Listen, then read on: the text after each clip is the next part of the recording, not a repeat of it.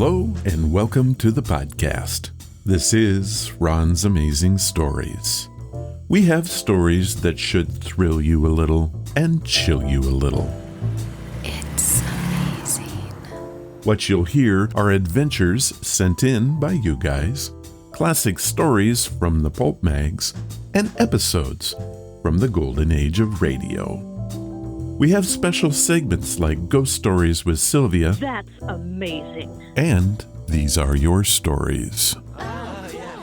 So settle in for the next hour and enjoy the show. One more thing. You just might want to prepare yourself to be taken away from today.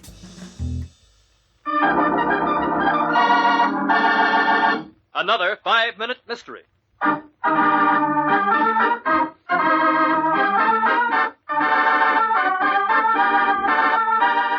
This 5-minute mystery is being brought to you by The Spider. Oh, I love this sponsor. Really? Oh yes, so many possibilities. Like what?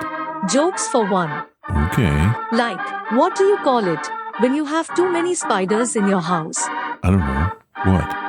A no-fly zone. This has been your noonday program of news. The weather for this afternoon is cloudy and overcast, with probably showers this evening. Why do you bother with that radio, Wrighton? There's never anything new. What else is there to do around a firehouse, Edens? Sleep and go to fires. We'll be going to enough fires, all right, if they don't catch that arsonist who's been trying to burn up the whole city. Yeah, I'd like to get my hands on that devil. Maybe we will, Edens. Maybe we will. Holy smoke, here we go again.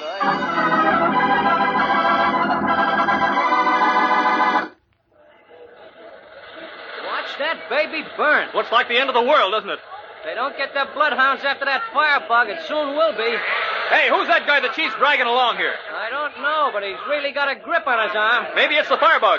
Hey, Chief, who's the man you're holding? The rat who's been setting all these fires. Where are you taking him? Down to the station.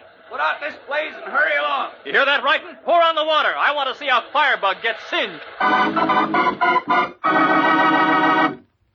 You still deny that you set that fire? Let me call my lawyer. You can't question me this way. It's illegal. Let me go to work on him, Chief. That won't be necessary, Edens. I'm sure this prolific arsonist will come clean in just a few minutes. You got no proof? You were seen running out of the burning building just as the engines pulled up. How did the fire start? Listen, pal, I tell you I don't know. Now will you let me go? Why did you wait till the fire had gained so much headway before you finally ran out? I just woke up and I heard your sirens drawing near the building. Listen, my friend. We're out to break this cycle of arson that's been slowly destroying the city. You're in for some pretty rough weather ahead unless you come clean and tell me how that fire started. The sooner you give me the truth, the easier it'll go with you. All right, Chief, I'll play ball with you. The whole fire was an accident. What? Yeah, I swear it was. I really went in there to get some sleep. And when I woke up, I lit a cigarette. And that was my big mistake. The building was so old it was almost falling apart and there were cobwebs hanging all over the place. While I was shaking out the flame of the match, it hit some of the cobwebs hanging from the low beams, and that was it. Webs caught fire and spread to the roof, and the dry wood began to burn in a flash. What do we do now, Chief? Take him to the police and book him on a charge of arson. His story shows that he deliberately set that fire. What lie in the firebug's story did the chief detect? In just a moment, we'll know, but first...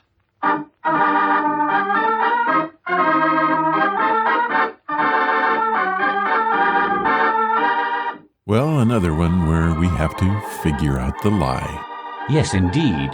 You know, the other day the school phoned me and said, your son has been telling lies. Man, that's rough. What did you say? I said, tell him, he's bloody good. I don't have any kids. Well, what about our firebug? What did one firebug say to the other? Not sure. What did he say? He lit right up and said, got to go now. Let's get back to the story. And now, back to our story. What are you talking about, Chief? I told you it was an accident. If it was, you would have told a different story. You see, there was one very important flaw in your story that condemned it as a lie. Prove it. You said that the cobwebs caught fire and spread to the roof. Well, I'm afraid that isn't quite accurate. Unfortunately for you, cobwebs don't flame. All right, boys, take him away. Our firebug needs cooling off.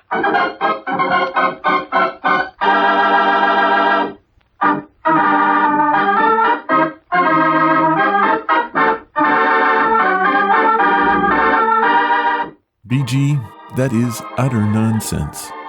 Spiderwebs burn quite easily. 10 to 20 degrees above room temperature is enough to make a spiderweb burn. However, they don't light up, they simply melt away. Then the fire chief was quite correct. Oh yeah, that's right. More evidence that you lack the mental acuity that God gave a turnip. You're just mean. No, I'm just right. We'll have to agree to disagree. And you are still an idiot.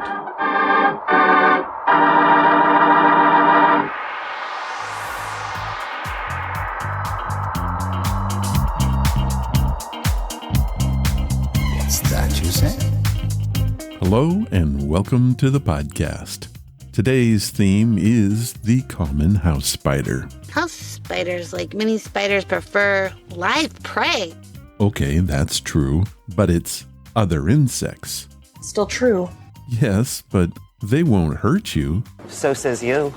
So says physics. They are tiny creatures. They can bite you. Some can, but it's highly unlikely. So says you. Okay, this is getting out of control. None of the spiders in this show are gonna bite anyone. How can you be so sure? Because they're stories. Oh, never mind. We have stories about spiders, okay? Seems like that's a safe bet. It is. After all, it is Ron's amazing stories. Yes, it is. We have your stories about spiders. Stories that have spiders in them, and our featured story is called The Spider and the Fly. Yeah, I can live with that. Okay, now let's get to the only thing that doesn't have spiders.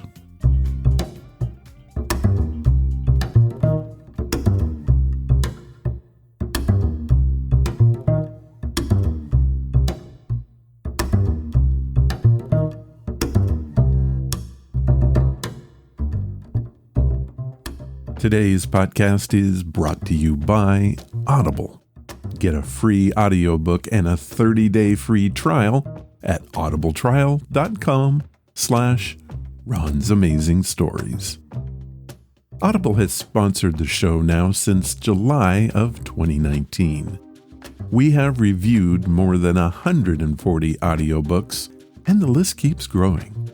Did you know that Audible has over 200,000 books available? And a lot of those are included in the free catalog. Audible is amazing, and it is the perfect companion to Ron's Amazing Stories. If you like this podcast, you're going to love Audible. So what am I listening to? A Grown-Up Guide to Planet Earth by Professor Christopher Jackson. Audible takes you on a journey through the Earth to experience our planet in a way never encountered before. A Grown-Up Guide to Planet Earth is a tour of our world from the inside out. Geologist Chris Jackson plunges into the molten world beneath our feet to our world reaching up to the edges of space. You'll discover how all these layers combine to make the planet Earth the perfect, as far as we know, the only place in the universe that's home to complex life. The audiobook is narrated by Professor Jackson himself. And I gotta tell you, this is one captivating story. Here's a clip from the book. I'm looking at a very special picture of the Earth. It was taken from the Voyager 1 space probe on the 14th of February 1990, from a distance of 6 billion miles. And there, in the top right corner, set against a jet black background, is a pale blue dot. That dot, a single pixel big, is planet Earth. From a human perspective, the Earth is huge, but looking at it in this picture, it's tiny. It's the only place in the universe that we know has life. That's thanks to a unique set of geological processes that have played out over billions of years. And in this series, we'll discover what they are and why they matter.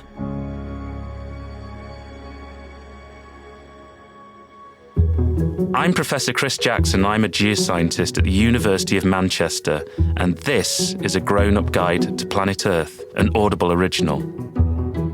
In this series, I'm going to share with you my fascination with the planet we call home. I'll take you on a unique journey that you've never experienced before to show you just how amazing our planet is. We'll start off by diving into the Earth's superheated core, rising into the misunderstood mantle before erupting through the constantly changing crust out onto the Earth's surface.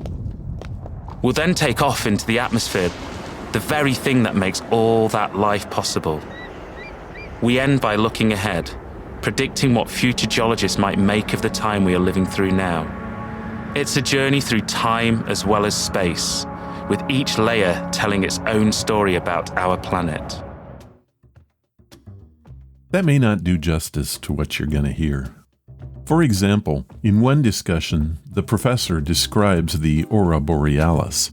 You know, that system that lights up the northern skies.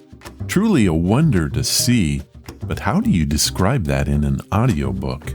I would have thought it impossible, but by using live audio, the professor puts you right in the middle along with his toddler children. A remarkable piece of audio. This original podcast is 6 episodes in total and begins with Episode 1, Journey from the Center of the Earth. This one takes you to the outer edges of the atmosphere, born in the hidden processes happening deep inside the Earth's core. Then, in Episode 2, The Earth Erupts, it discusses volcanic eruptions that can be quite beautiful and mesmerizing, or explosive and disastrous. And Episode 3, The Earth Moves, talks about earthquakes that rock our planet. The last 3 take on the living Earth, the Earth Breathes, and the human Earth. At the time I'm recording this, I haven't listened to those yet, so can't tell you about it, but I can't wait to finish this series.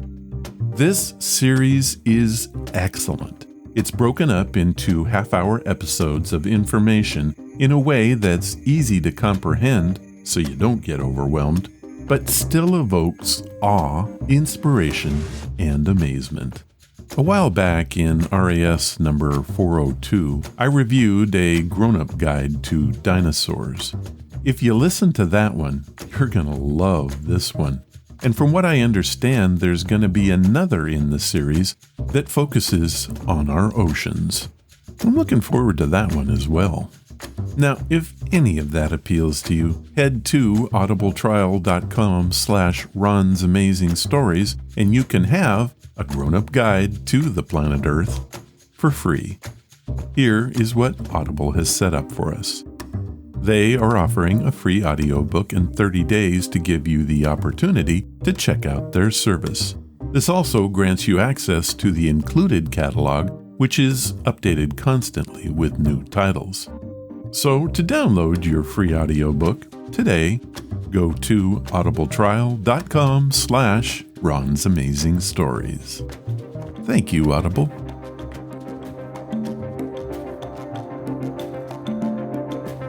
And now it's time for your stories about spiders.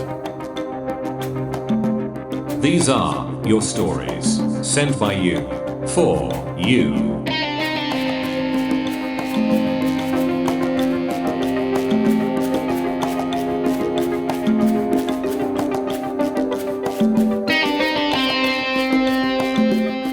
We have spider stories today. I personally have never been creeped out by them, but if you are, you just may want to skip this segment. Okay, I'm just kidding. Don't do that. I had a pet tarantula for quite a few years. I named her Kathleen Loth after the spider god of the drow. I was really into the Dris Duarden Forgotten Realms series. Some say that this just isn't normal, and I say normal is an illusion. What is normal for the spider is chaos for the fly. But I digress. Our first story comes from Samuel Foster, who writes to us from Philadelphia, the city of brotherly love and apparently giant spiders. Sam has titled his story, That Is One Big Spider. So this happened when my sister and I, twins, were in middle school, and my little brother was about 8 years old. My mom and dad rented a urban South Philly house for a few years. It was a newish area and was a very family-friendly neighborhood. This house gave me weird vibes in general, but I had no idea why. It was kind of small, and the layout was weird. When you walked into the kitchen area from the living room, you had the actual kitchen to the left, and then to the right was a carpeted area with a little electric fireplace that didn't work. Our parents' wedding picture hung over that. We never used the space for anything, so my dad put a Bowflex machine there, which made it even more ugly. Moving on, we bought a dog that year. She would frequently bark in the corner of our room, mine and my sister's, when nobody was there. When we would go upstairs to see what was going on, she would be in this scared, territorial kind of stance. As she barked, she would back up at the same time, in fear. It was spooky, but I never saw anything, so I was just whatever about it. Now, what I'm about to write is still unexplainable to this day. We were all hanging out in the kitchen, my sister, my brother, and I, when suddenly we looked on the wall in the weird carpet area, and there was a ginormous spider crawling on it. It was probably tarantula-sized. For the record, this is not normal in Philly. We were both like, "Oh my God, let's get a picture of it because no one is going to believe this." My sister whips out her phone and it won't turn on, so I went upstairs quickly to get mine. As I was coming down, I saw the rest of the spider's body as it disappeared behind my parents' wedding picture on the wall. The thing is, this picture is literally flat against the wall. There's no way anything, especially a spider that big, could have fit behind it. We were so confused. My sister ran and got my mom, who was just coming home from work. She came into the kitchen and listened to our story. Walking over to the picture, she removed it from the wall and looked for this giant spider. What she found was this little itty-bitty guy, a much smaller version of what we saw. She, of course, laughed, swatted the thing with her hand, and tossed the carcass into the trash. She said something snarky, but I don't remember what it was. I'm here to tell you we saw this thing, and I just don't understand. We had a few weird experiences afterwards, but nothing crazy like that one. One time my sister and I shared a weird dream, and that's where it all ended. We eventually moved to a home that my dad built, and nothing has ever happened there. My sister and I are both enrolled at Temple University now and are sharing an apartment in downtown Philly. And for the record, we have yet to see a spider. Has anyone seen ghost bugs before? And what does this even mean? Samuel Foster, Philadelphia. Well, Sam, this is not the first ghost insect story that we've had on the show. So it's probably a thing, but what does it mean? Although they are commonly associated with darkness and death, spiders can also represent new beginnings and life cycles. In many cultures, spiders are even seen as protectors and symbols of good luck. So, I would take the latter and count yourself blessed. Thank you for your story. Every once in a while, we get stories that just click with me. I can't explain why it does, but I just love this one. It was sent in by Josh Stevens, who didn't say where he's from, but he did title it My Redemption. At first, the title doesn't seem to fit, but when you really think it through, it makes all the sense in the world. Here is Josh's story, and yes, there is a spider in it. To start, I'm a firm skeptic to the paranormal. and didn't have any experience until about 2 years ago. I'm 26 years old, and I had to move into my grandmother's old abandoned house because of personal reasons that I don't want to get into. I will give you an image of the house.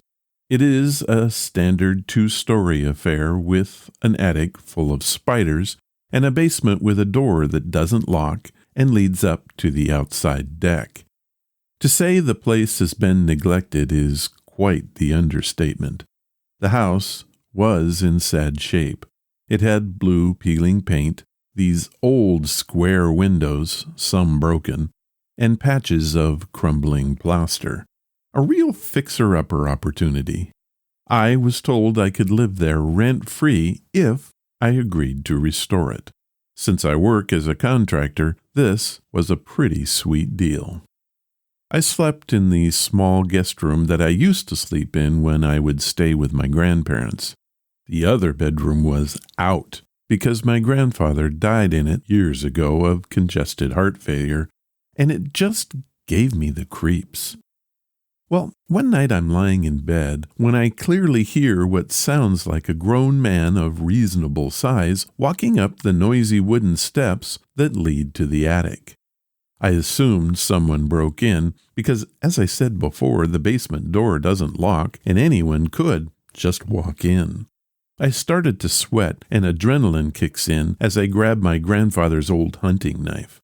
As soon as it sounded like the man hit the top step, I ran up the stairs and kicked open the door, ready to attack whoever was on the other side. Nobody was there, and all I got for my troubles was a face full of spider webs and this really large spider on my nose. I couldn't believe what I'd just experienced. I felt relieved because it wasn't a person and just a big hairy spider, which, by the way, I carefully returned to its now broken web. My mother claims it to be my grandfather. I have heard these steps again and again. I did fully restore the house, and in so doing, changed my fortunes. My mother gifted me the home, and I lived there happily with my dear departed grandfather. However, I still don't sleep in his bedroom. I converted that into a killer gaming room. Josh Stevens, who didn't say where he was from. Well, first, let me thank you, Josh, for your story. I'm happy you worked things out and had pity on that poor old spider. Our last story was sent in by Judith White. She is a mom who lives in Washington, D.C. There's no way I can explain this story better than Judith does. So, here we go.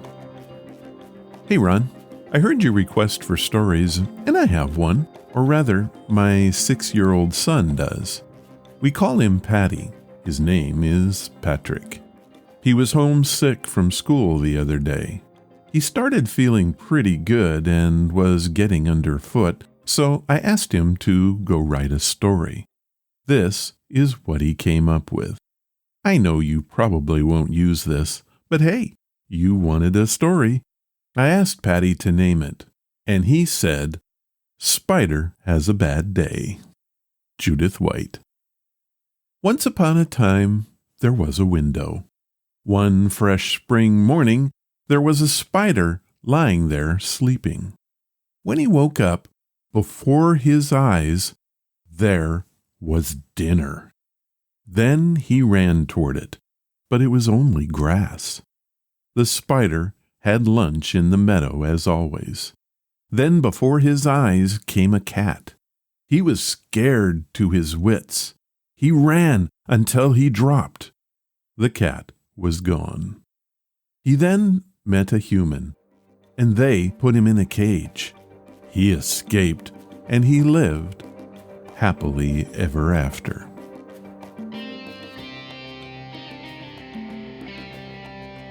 Well, Judith, I did read the story. On this day, we have one with a very happy ending. Please thank Paddy for me and for telling us his very good story. Thank you, Paddy. who is only 6 years old. Well, that's it for this time. If you have a story that you want to share, like Paddy did, head to the main website at ronsamazingstories.com. Click on the story submission banner, leave your story, please give it a title, and tell me where you're from. I'll read it if I can.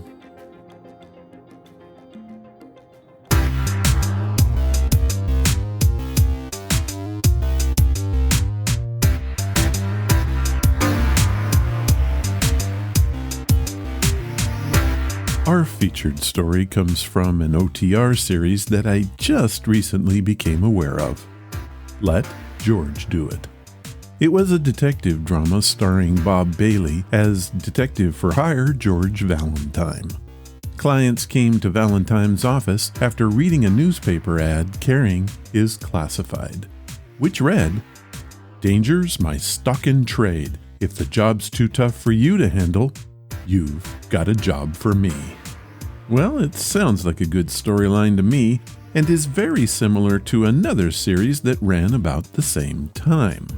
Box 13, starring the great actor Alan Ladd, followed that same line of thought, except the stories always began with him reading a letter left in his P.O. box. Two really fine detective dramas. The story today loosely follows our spider theme. It's titled The Spider and the Fly and has a pretty solid twist at the end. What do you do when your neighbor appears to be a black widow? Well, you let George handle it. This one first aired on October 9th, 1950. Personal notice. Danger's my stock and trade. If the job's too tough for you to handle, you got a job for me, George Valentine. Write full details.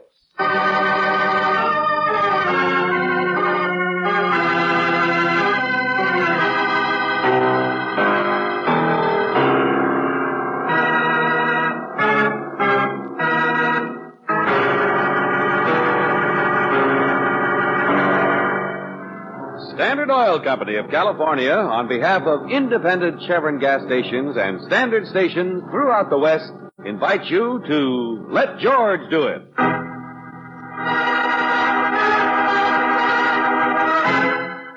The Spider and the Fly, another adventure of George Valentine.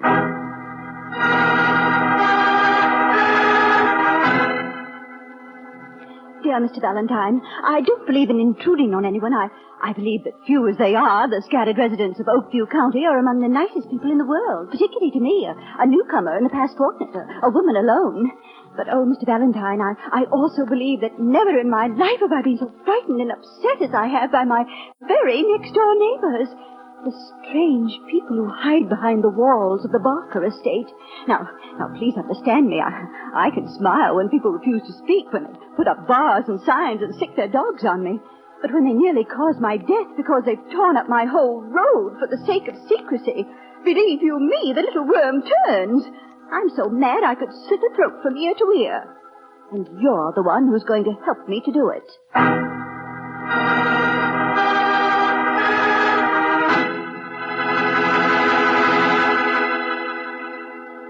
But Mrs. Townsend, dear, you see, I'll wait in the car. Go on. Look, we barely got here, and your letter didn't explain As what for directions, that's good enough. Say anything. You'll find out as much as I have. I never actually see them. Go on. But what's the point of Why should I tell you things when I can show you in 1 minute? Ring the bell. You'll see what kind of a place it is. Oh, for the love of God. All right, Mrs. Ponsonby. Come on, Brooksy. Sure, George. You see. Yes, you will. Oh, I wonder if she ever stops talking. Ponsonby? Wonder what she wants us to see. There's quite a wall around the place, huh? The Barker estate. Funny. Not in the country like this. What do you want? Oh, just some directions. There are signs out on the road, aren't there? I'm busy. We understand there's a little town by the name of Oakview. There are signs, I said. Excuse me. 6.5 miles, next turn to the right. Only don't go bothering people. Oh, Brooksy, isn't that a beautiful place in there? Yeah, and look at the roses that are... Just a cottage, that's all. Well, that's what I mean. It's not nearly as gloomy or big as you might expect from the fence and the property. Town of Oakview is 6.5 miles, next turn to the right. It's a honeymoon cottage. Can I shut the gate now? Honeymoon? So that's it. Lady, we should be excused. Honeymooners, of course. No wonder they want privacy. People want to be left alone. That's all. Now go on, both of you. Get out of here. All right, don't wave your soup spoon. And you can tell the bashful bride and groom to give you a gold star. You make a real effective guardian of the gate. Peace and goodwill. Goodbye, lady. Thank you, and goodbye to you. And don't worry, I won't tell anyone anything. I'm not hired help. What? Huh? I said thank you. I am the bride.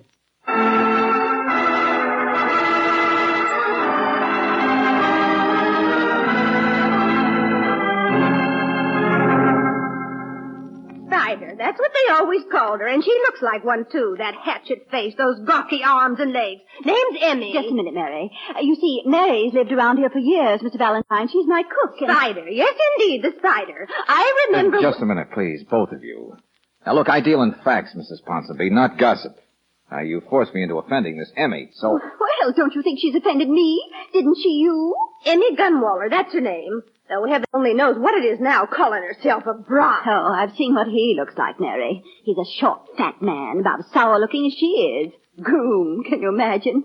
I saw him from the road driving back by the pasture and... For the last time, Mrs. Ponsonby, stop it, please. Now, listen. You're mad at your neighbors because they did something to a road, nearly caused your death, you said. Well, my car did skid where they'd torn it up. Only if it's the road I saw coming back from there, I'd say you don't have any kick coming. It's on their property. Go on, Mary. Tell him about Emmy. Speak your piece. Go on. Well, that Emmy Gunwaller, that Spider, she owns that Barker estate now. And 10 years ago, young man, she came here absolutely penniless. All right, so what? Is it any of our business or she... Absolutely penniless. And from the poor branch of the Barker family. She was taken in by Frances Barker. And the Spider was her bosom friend. Yes, she took a spider to her bosom. And I remember... Slow down, will you? I remember once hearing that Emmy come right out and say she'd get that house, yes, and the Barker money. And then people wouldn't poke fun at her anymore, being an old maid so ugly. Well, we all thought the laugh would be on Emmy. And she'd finally be thrown out, as she should have been. Because poor little Frances, they said, was going to find herself a husband. Just a minute, A please. lovely, tall man from England named Frederick. And the Spider was soft on him, too, only it was Frances, of course, who won out. But then what? Nobody knows. All I know is... What became of Frances and her husband? 10 years later, here's the Spider saying she owns the place. Do you understand? What became of the real owners of that place? What is the secret the ones there now are so careful about? What did the Spider Emmy do to that girl who took her in 10 years ago? Well, Mr. Valentine, don't you think somebody should find out? All right, I'll go calling again, Mrs. Ponsonby. And this time I'll stay long enough to clean up this curiosity.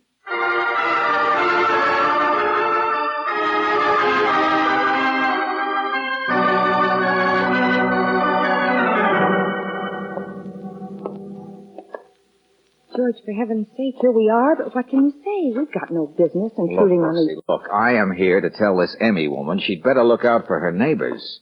Ponsonby and her old cook and probably every other gossip. They're the ones to look out for. I'm here to warn this poor thing and then go on home. Try to tell them. We don't want any callers, Emmy. Please, we were very rude before. We only came to apologize. I'm Miss Brooks. This is Mr. Valentine. Your husband here didn't understand. We only wanted... What? Did you hear what? What? Their husband? This is Jeffrey Barker. Jeffrey is my cousin. Oh, I see. Well, some of your neighbors had assumed... I can imagine. A woman my age and the way I look. Yeah, and the way I look, I suppose, eh? The short, fat groom. Cousin, I'm her gardener, that's all, Mr. Valentine. Her gardener. The poor branch of the family. Oh, how do you do? Mr. Barker? Yeah, Barker, huh? The same name as the people who used to own this place, isn't it? Wasn't there a Miss Frances Barker who... Mr. Valentine, I think you should meet my husband. Oh, well, really, it isn't necessary. He hasn't been feeling very well. Oh, yes, it's important you should meet him. I can imagine what's being said. Frederick, where are you? Frederick? Yes, dear. Yes, Emmy. Right here. What is it? I was just smoking in the dark. Some people, dear. Miss Brooks, Mr. Valentine. Oh, yes, pleasure, I'm sure. Hello. I haven't had a chance to get out much. Such a sinus. Neighbors, are you? Sit down. I wanted to show you off, darling. The man that I'm hiding. The fly. The fly that I caught. Yes, Here we are, the spider and the fly. Emmy, dear, for heaven's sake. My husband's name is Frederick Lunsford, from England originally, more than 10 years ago. Emmy, really, my dear, a total stranger. Never mind, Mr. Lunsford, I understand. You want us to notice his name. He's the same man who married Frances Barker 10 years ago. I want you to notice everything. You're here now, the first people. You're inside, and I want you to be satisfied. Mrs. Lunsford, what do you... Oh. Yeah. Requiescat in Pace. 1909, 1941. Frances Barker Lunsford. Tombstone. Well, a memorial, yes, my first wife. It's Frances. She's been dead for more than 9 years. Ah. Well, you know why I'm here, don't you? I came to tell you that your neighbors had hired me to find out your secrets. But you know that already. I came back and I married my dearest friend's husband. I used to live here and people didn't like me. I used to say horrible things because I didn't like them either. It's 1950, not 40. I used to say I wanted this house. I used to say I wanted Frederick. And now I've got them both because Frances is dead. Well, look, Mrs. Lunsford, I don't want to know all of your There's life. been no one here in the years between because Frances died just after they were married and Frederick went away. But we met again, he and I, just this spring. Oh, yes, all my secrets, Mr. Valentine, for you to tell that sentimental, gushy snoop who was with you in the car this afternoon. The juicy gossip, all of it, once and for all, because we want to be left alone forever. Forever. Emmy, you're embarrassing these people. It's absurd. No one need know anything. Mrs. Lunsford, we certainly won't. I'm sorry, Freddie. It's been difficult for Emmy. Frances was her best friend. I never realized, but Emmy even carried a torch for me. Stupid thing, but it's all 10 years ago. We are quite different people. Quite happy, and for heaven's sake, wouldn't somebody like a drink? You see what a nice fly I caught. Yes, darling, I'm too serious. They'll have a drink with us, and then we'll never be bothered again. We've told all our secrets, haven't we? We can close the gates now. I say, whatever in Come the on. name of...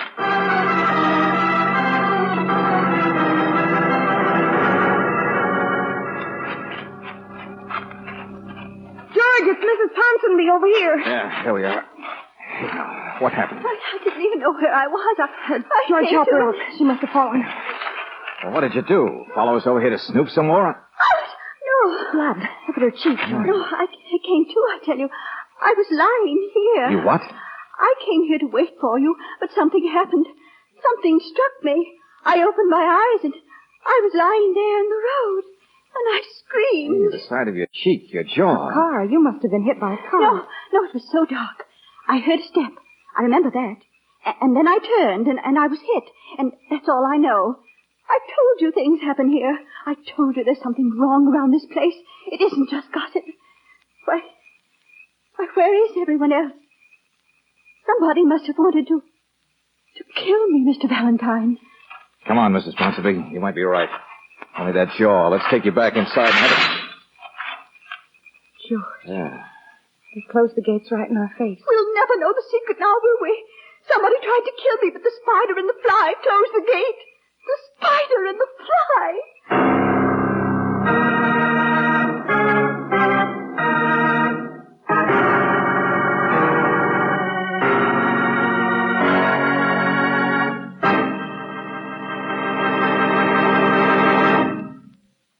We'll return to tonight's adventure of George Valentine in just a moment.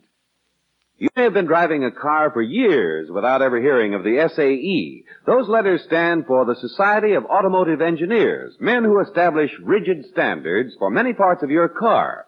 Take the battery, for example. The Engineering Society requires that all new batteries come up to its standard for a life test, for ampere-hour capacity, and for zero starting ability. Now, if you want a battery that's built for long, powerful service, get an Atlas battery. It surpasses all those requirements set up by the Society of Automotive Engineers. An Atlas heavy-duty battery gives you 31% more starting punch in zero weather, 12% greater capacity to keep your car's electrical equipment working, and it has 89% more life cycles. Why not ask about a new Atlas battery tomorrow?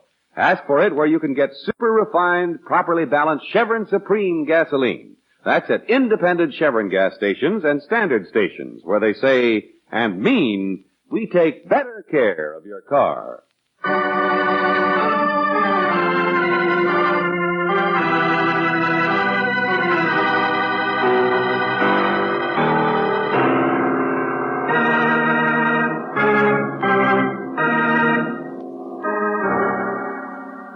Now, back to tonight's adventure of George Valentine.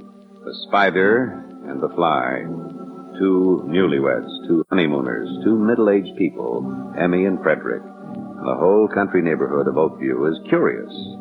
Why are these people so unwilling to allow anyone behind the high fence that surrounds their estate? So unwilling right now to assist you when you found Mrs. Ponsonby struck down near the road by the gate? Well, if your name is George Valentine, you don't think much of your gossipy, curious client, but you know it's time you found your own explanation, so you consult the local banker. They're a strange couple, Mr. Rames. Yeah, she's a bitter, nasty woman at times, that Emmy. Or used to be. But Spider, it was just a joke. Well, apparently Emmy's been very badly hurt by the townspeople. Well, I don't laugh at her. Haven't seen her for years. Now she's just sort of, left-footed. But a financial fool, I can tell you that much. Doesn't bank here anymore. Financial fool. She managed to get control of that estate, didn't she? Ah, yeah. You've been listening to that cousin, Jeffrey Barker. Yeah, he thinks he should have gotten it. Distant relative. I was thinking about Lunsford. He was Frances' husband. Why didn't he get the estate? You dig deep just to find out why a woman got hit in the road. Well, you won't find out much. There's nothing wrong at that cottage. The place belonged to Frances Barker. Lunsford inherited the bulk of the estate, but not that house. Now, that went back to the family. Went through several relatives. Finally, this spring, Emmy got it. Now, there was no conniving, just a roundabout family inheritance. Funny part of it is, in the meantime, Lunsford lost most of his money from Frances. How'd you know that? Newspapers. He'd been married in between times, you know. Some Spanish girl back east. Had to pay alimony, that's all. No, I didn't know. No, not important. Except to show you it's Emmy who's the rich one now, and quite legitimate. Uh-huh. By the way, how did Frances Barker die back in 1941? Search me. County clerk says there's no record. But there's a tombstone out there. Memorial, that's all. Yeah, I've seen it. Emmy put that up. Her dearest friend, you know. But Frances died someplace else, I guess. I don't know.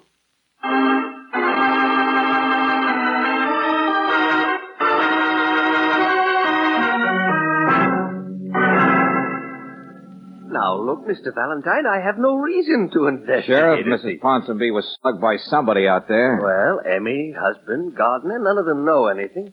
The most likely thing is it was just some prowler. Sheriff, do you know how Frances Barker died? What, that? Way back at... Oh, no, search me. Did you know Emmy herself in those days?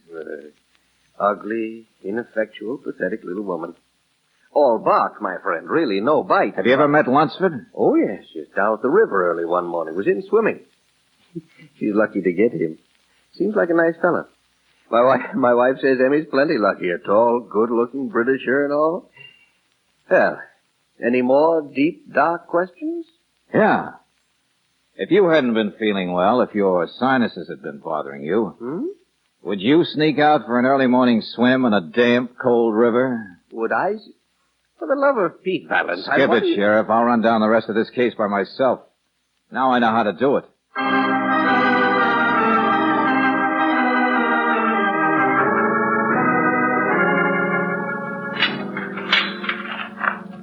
Gate's open, so let's walk right in. Last night I saw a car drive out. Miss Brooks was reading, and I noticed through the window across the field. You know, you notice everything, don't you, Mrs. Ponsonby? I don't know what you mean. I certainly don't know why you dragged me back over here where that spider... I think you do, Mrs. Ponsonby. What? Yeah, that spider stuff you throw around isn't very nice. In my opinion, ugly Emmy is a very tragic person. Oh, and you, on the other hand, have been a phony from the word go. What? Yeah, that's right. I'm on her side now. Oh, Brody, but I was struck by somebody. You don't think... Nobody could hit you in the face like that without you seeing who it was. I never believed that story of yours in the first place. Why, Mr. Valentine... Yes, you could have had a fight with someone out here while we were inside waiting to see Emmy. Sure. And remember something else, Angel. Bright Eyes here moved to this area only a couple of weeks ago, after the honeymooners had come. Suppose she followed somebody. Stop it, wait. You're not giving me a chance. Mrs. Ponsonby, you're not very bright. You were crazy enough to believe some gossip and think we might nail something on Emmy for you. You're not unattractive.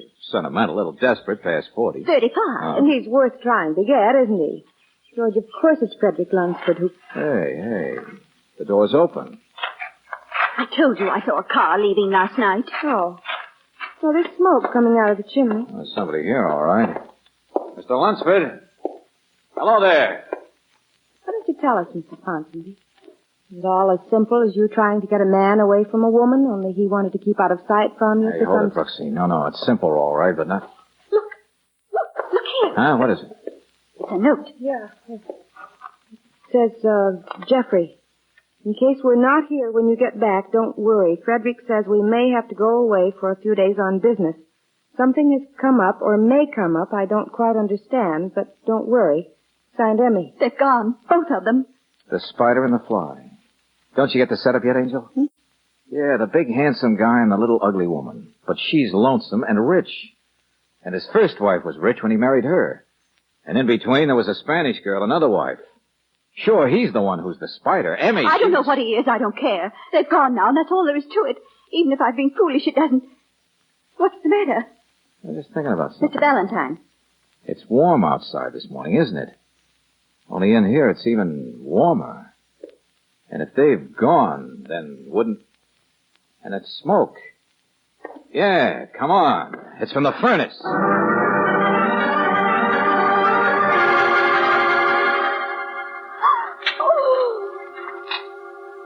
no. Oh, George. The fire's down, but it's been going all night. And look, there's a buckle, part steel. Even it's bent down from all the... And look, this silver filigree. It's a brooch. No. Emmy's brooch. Yeah. And here's her wedding ring. All right, Mrs. Ponsonby. Come on. Snap out of it. This is no time to faint, sister. Come on. Oh, look, take care of her, Brooksy. I want to get the sheriff on the phone as fast as I can. A door slammed. Outside door, back. George, hurry.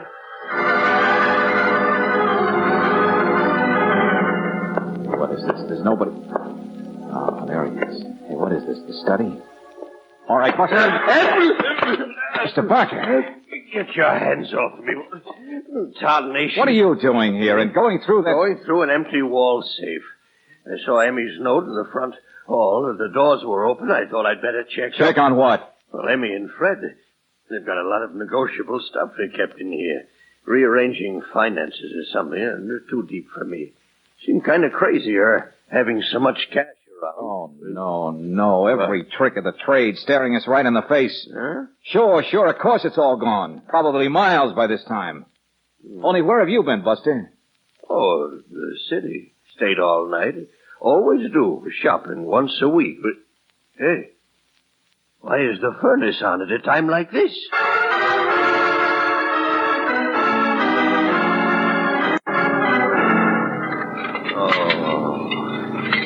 Emmy. Come here. No, I can see, Mr. Valentine. There's a gas blower in that furnace, too, you know. He never told me he'd had it put in. All the tricks. Sure, this was planned a long time ago, friend. 10 years ago. What? Well, I mean, when Francis died, he must have... Yeah, go on. Well, him and Francis, they went to South America on their honeymoon. There was something funny about it. She took sick and died of cholera, he said. Nobody could argue. He sent back her ashes. Well, from here on it's a manhunt, isn't it? Yeah, yes, Brooksy. You all right now, Mrs. Ponsonby? Now that it's too late, are you going to tell us what you know about Bluebeard? Yes, I'm all right. Perfectly all right. George, wait a minute. That door we heard slam. Oh, sure, Angel. That was just... But it was an outside door, and Mr. Barker said he'd come in the front way. Didn't he, through an open door? Hey. So it was somebody else. Lunsford can't be far away yet, George George. didn't have a car. Barker was using it. I thought it was funny he didn't wait for the fire to die down. My car's outside. There's open fields. He'd have Hey, to... quick, give me those keys.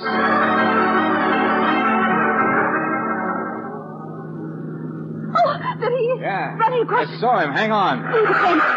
He's getting to that underbrush. We won't be able to... The river's on the other side of it, isn't it? Oh, he wants to swim. All right.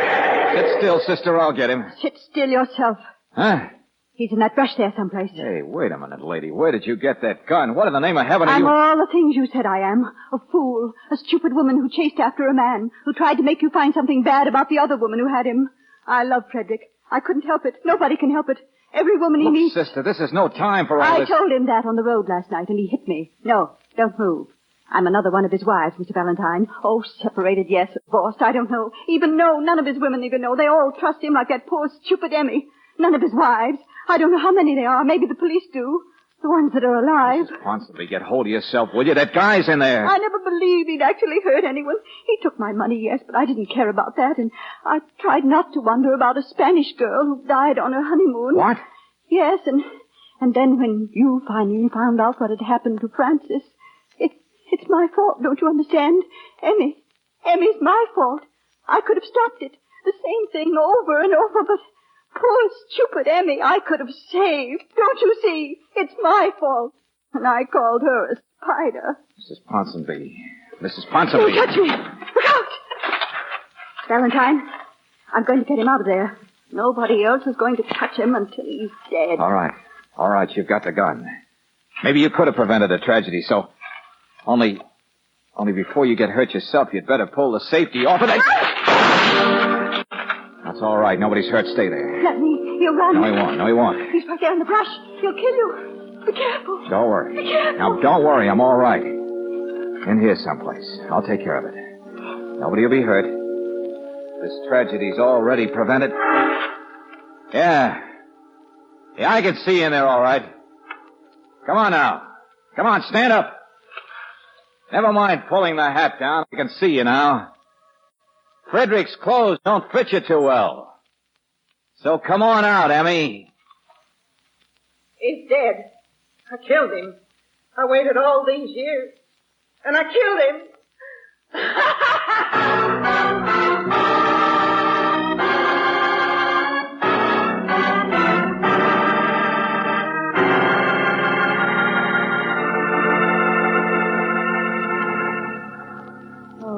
George, that poor thing.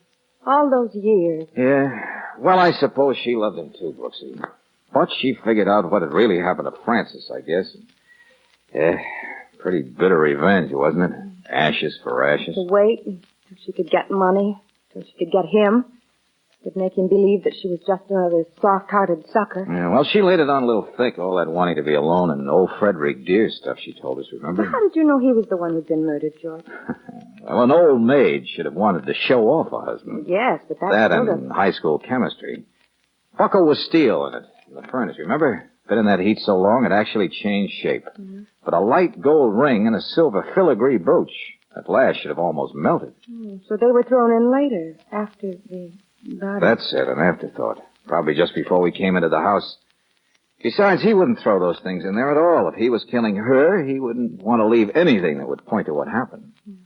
But she wanted them found for, like the note to explain her own absence that sounded as though Frederick were up to something. Like converting her money to negotiable things and taking That's right. She might have gotten away with it if we hadn't got mixed up in it. Police would have been searching for him forever. Oh, neat little web she spun, wasn't it? Oh, no. He was the spider. I don't know, George. Which is which? You mean, Bluebeard? Mm-hmm. Or the Black Widow.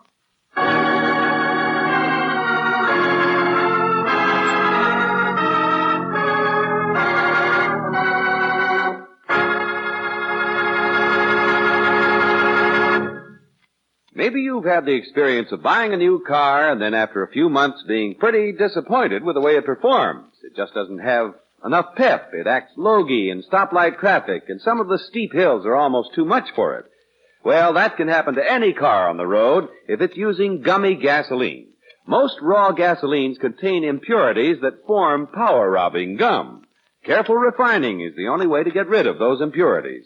And that's why Chevron Supreme gasoline is super refined to prevent engine sticking gum. Just try this super refined gasoline. And remember that Chevron Supreme has every quality your car demands for superior performance. It is perfectly balanced to meet every driving condition. Perfectly balanced to give you better going wherever you motor in the West, and to give you plus mileage, too. Ask for Chevron Supreme where you can get competent battery inspection. That's at standard stations and independent Chevron gas stations, where they say and mean, we take better care of your car.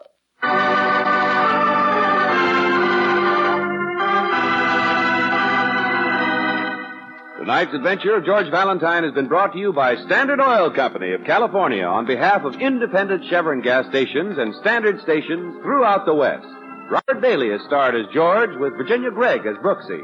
Let George Do It is written by David Victor and Jackson Gillis and directed by Don Clark. Noreen Gamil was heard as Emmy, Lee Patrick as Mrs. Ponsonby, Eric Snowden as Frederick, Margaret Brayton as Mary, Larry Dobkin as Jeffrey, and Bill Boucher as Ames. The music is composed and presented by Eddie Dunstetter. Your announcer, John Heaston. Listen again next week, same time, same station, to Let George Do It. This is the Mutual Don Lee Broadcasting System.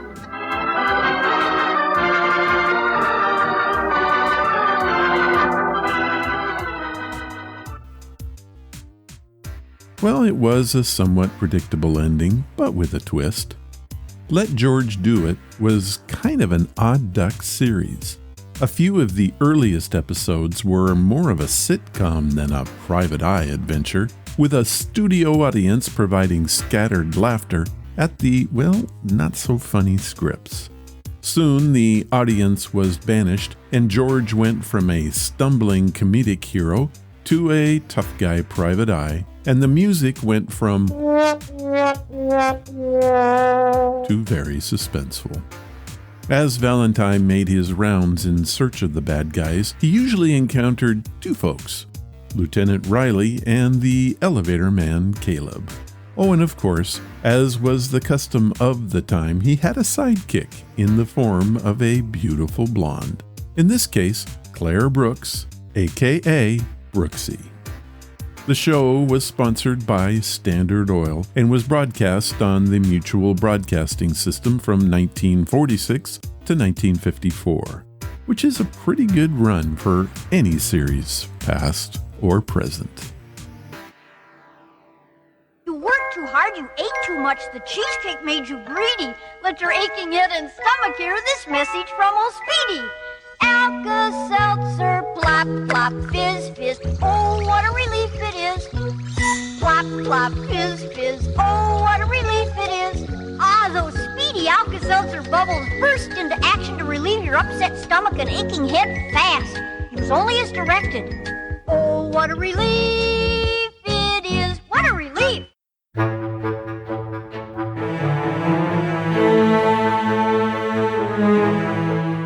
That was episode number 591, and our stories were by Samuel Foster, Josh Stevens, Judith White, and Patrick White. Paddy, your stories were very spidery. Thank you. If you want to follow the podcast or the blog, head to ronsamazingstories.com. There you will find any of the links I mentioned and how to contact us. Do you want to help the show? The best thing you can do is to tell your friends all about it, and please leave reviews or feedback wherever you listen. Clicking that follow or like button helps us grow. Thank you for listening, and I hope you come again to find out what are Ron's Amazing Stories.